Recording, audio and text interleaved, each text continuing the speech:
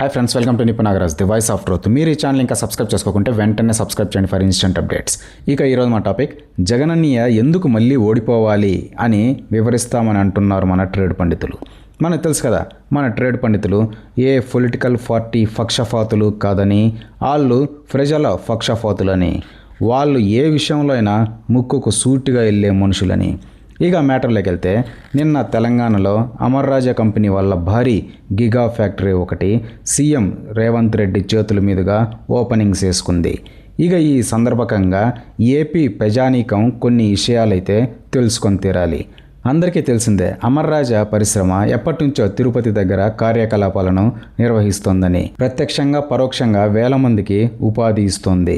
ఇక వాళ్ళు లేటెస్ట్ టెక్నాలజీతో లాంగ్ లైఫ్ బ్యాటరీ మ్యానుఫ్యాక్చరింగ్ కోసం 10,000 కోట్ల పెట్టుబడితో ఒక భారీ గిగా ప్లాంట్ నెలకొల్పాలని ప్రణాళికలన్నీ వేసుకొని చిత్తూరు దగ్గర భూసేకరణలు కూడా చేసుకున్నారు. కానీ అప్పటి సీఎంగా ఉన్న జగనన్నయ్య ప్రభుత్వం అడ్డుపడింది.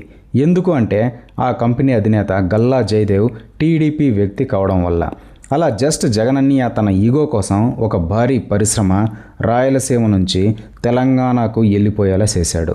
నిజంగా ఇదంతా దారుణం. పరిశ్రమ అంటే గల్లా జయదేవ్ ఒక్కడిదే కాదు, దానివల్ల ప్రత్యక్షంగా పరోక్షంగా వేల మంది యువతకి ఉపాధి దొరుకుతుంది. ఇక దాని లింక్డ్ బిజినెస్లైన ట్రాన్స్పోర్టేషన్, లాజిస్టిక్స్ వల్ల రాష్ట్రానికి ఎంతో ఆదాయం సమకూరుతుంది. అంతేకాకుండా ఆ పరిశ్రమలో పనిచేసే వాళ్ళ నివాసాల కోసం పరిశ్రమ చుట్టుపక్కల రియల్ ఎస్టేట్ పుంజుకుంటుంది. బీడు భూములకు సైతం రెక్కలు వస్తాయి. అలా ఆ ప్రాంత జనం బాగుపడతారు. ఇలా ఒక పరిశ్రమతో ముడిపడి ఎన్నో ప్రోగ్రెస్ అవుతాయన్నమాట. కేవలం గల్లా జయదేవ్ టీడీపీ వ్యక్తి అనే ఒకే ఒక కారణం చేత ఇవన్నీ రాయలసీమ కోల్పోయింది, తెలంగాణ అందిపుచ్చుకుంది. జగనన్నయ్య ఒక్క అంశం ఆలోచించుకోవాలి. తనని ఎప్పుడు నాకు అన్నతో సమానం అని అస్తమానం భజన చేసే కేటీఆర్ ఏం చేశాడు? జగనన్నయ్య వల్ల ఏపీలో పరిశ్రమ ఏర్పాటు విరమించుకున్న పక్క రోజే గల్లా జయదేవ్తో ఒప్పందం చేసుకొని తెలంగాణలో అదే పరిశ్రమని పెట్టుకోవడానికి అన్ని అనుమతులు ఇచ్చేశాడు. జగనన్నయ్య మీద నిజంగా అంత పర్సనల్ అభిమానం ఉండుంటే జగనన్నయ్య వద్దన్న కంపెనీని వెల్కమ్ చేయడు. కానీ కేటీఆర్కి రాజకీయాలు వేరు, స్టేట్ డెవలప్మెంట్ వేరు అనే ఇంగితం ఉంది కాబట్టి జగనన్నయ్య వద్దన్న కంపెనీని తన స్టేట్లో పెట్టుకునేలా ఆహ్వానించాడు.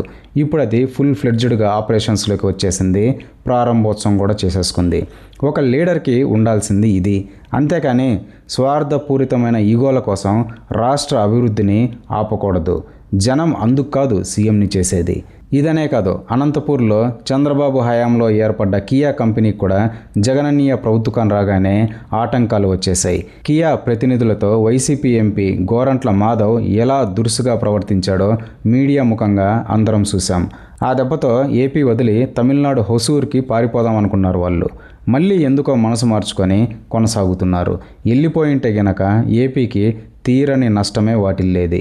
ఇక వైజాగ్లో భారీ డేటా సెంటర్ నెలకొల్పడానికి ఏపీ ప్రభుత్వం గూగుల్ సంస్థతో ఒప్పందం చేసుకున్నప్పుడు కూడా వైసీపీ నేతలు, వైసీపీ అనుకూల మీడియాల్లో ఆ డేటా సెంటర్ ఎందుకని, దానివల్ల ఎవరికి ఉపయోగం అంటూ విచిత్రంగా వాదించారు. తర్వాత మేము కూడా స్వాగతిస్తున్నాం అని చెప్పక తప్పలేదు. స్టేట్ ప్రోగ్రెస్కి ఇదేనా జగనన్నయ్య చేసేది?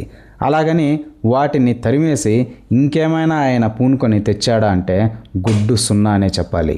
ఒకసారి తమిళనాడు చూడండి. అక్కడ డిఎంకే ఉన్నా, ఏఐఏడిఎంకే ఉన్నా గుండు సూది తయారు చేసే ఫ్యాక్టరీ పెట్టాలని వచ్చిన వాళ్ళకు కూడా రెడ్ కార్పెట్ వేసి ల్యాండ్ కేటాయించడం నుంచి కావాల్సిన రాయితీలన్నీ చకచకా ఇచ్చేస్తారు.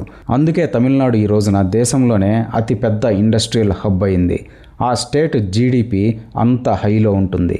వాళ్ళు పార్టీ విభేదాలు, రాజకీయాల వరకే చూసుకుంటారు. స్టేట్ ప్రోగ్రెస్ విషయంలో అస్సలు రాజీ పడరన్నమాట. కియా సంస్థ వాళ్ళు అనంతపూర్లో డ్రాప్ అవుతున్నారు అన్న మరుక్షణం హుసూర్కి పట్టుకుపోవడానికి తమిళనాడు నేతలు రెడీ అయిపోయారు. అమర్ రాజా చిత్తూరులో డ్రాప్ అయిన నెక్స్ట్ మినిట్ తెలంగాణకి పట్టుకుపోయాడు కేటీఆర్. నిజానికి ఇవన్నీ కూడా ఏపీ ప్రజల సొత్తు. కానీ కేవలం జగనన్నయ్య ఈగో కారణంగా అలా నష్టపోకూడదు. ఈ విషయంలో ఏపీ ప్రజానీకానికి జగనన్నయ్య బేషరతుగా క్షమాపణ చెప్పాల్సిందే.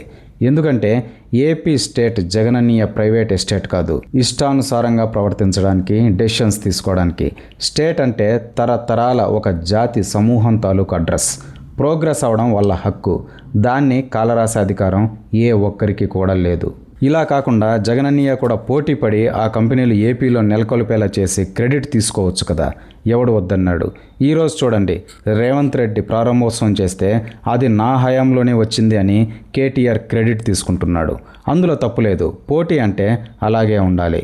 పరిశ్రమలను తరిమేసి అదేదో హీరోయిజంలా పోర్ట్రే చేసుకోవడం దౌర్భాగ్యం.